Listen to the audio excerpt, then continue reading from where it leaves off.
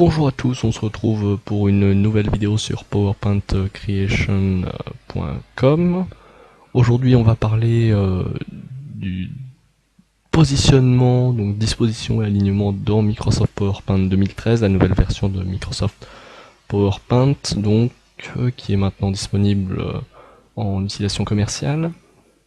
Donc ce qu'on va voir basiquement aujourd'hui, c'est comment aligner, positionner des objets entre eux. Donc pour la démonstration, j'ai pris des objets très simples qui sont de simples zones de texte avec les bords arrondis qu'on peut trouver ici. Voilà.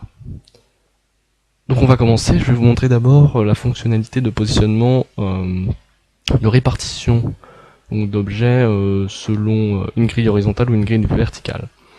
On commence donc avec le positionnement horizontal. Donc je sélectionne 3 objets par exemple.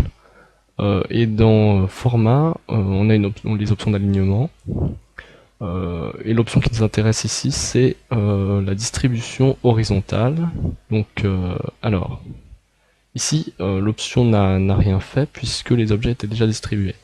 Mais si par exemple j'ai 4 objets qui sont répartis de manière aléatoire, j'applique la distribution horizontale et les objets vont se mettre espacés régulièrement sur l'espace qu'ils occupent. Donc distribution verticale, c'est la même chose.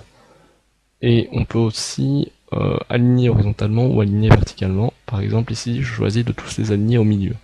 Ce qu'il faut savoir, c'est que ces options donc, de distribution horizontale et verticale s'effectuent par barycentrage. Donc en fait, on considère l'objet le plus à gauche, le plus à droite par exemple si on veut distribuer horizontalement, et on répartit les objets sur la grille. Ce qui veut dire que si vous voulez répartir les objets sur toute la diapo, il faut que vous alliez placer les 2 objets des extrémités aux extrémités de la diapo, auquel cas ça va fonctionner. Ici par exemple, on peut répartir les objets régulièrement sur la slide. Voilà, donc ça c'est une première fonctionnalité, donc le positionnement horizontal, et fonctionne de la même manière le positionnement vertical. Je peux vous montrer par exemple ici avec nos 4 distribués verticalement.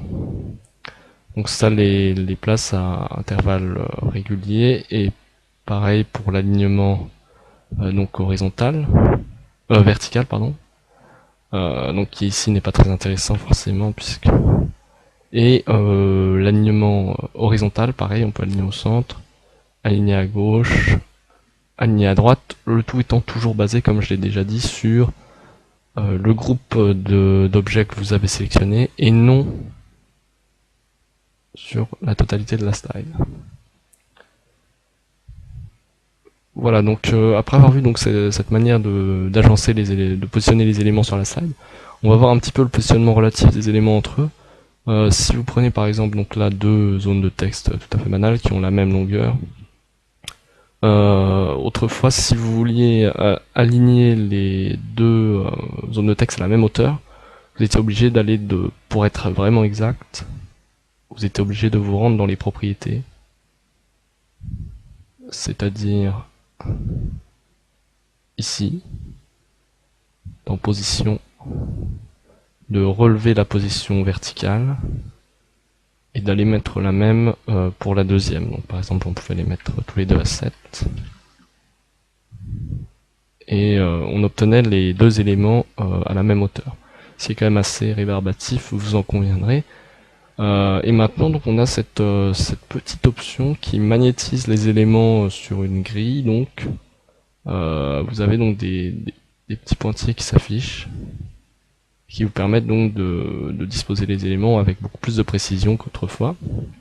Ça fonctionne pour aligner 2 éléments au même endroit verticalement, mais aussi horizontalement. Ici par exemple, et je peux même par exemple, si je veux, voilà comme ça, si je choisis de mettre un 3e élément à droite du second, je peux même choisir de mettre le même espacement. Vous voyez donc là le même espacement entre les 3 premiers, et ici le même espacement entre les 3 derniers. et on peut mettre le même espacement ici encore, ce qui revient à faire ce qu'on faisait tout à l'heure avec le positionnement horizontal bien sûr. Voilà, donc et après c'est de manière générale, vous avez toujours les petites lignes qui s'affichent, c'est très sympathique. Ça permet de gagner énormément de temps plutôt que d'avoir à ouvrir une multitude de boîtes de dialogue sur la taille de la position qui peuvent toujours se révéler utiles. Je précise également que ça fonctionne pour la rotation, c'est-à-dire que par exemple là vous êtes magnétisé à 0. C'est-à-dire que vous avez un petit cran qui vous permet de placer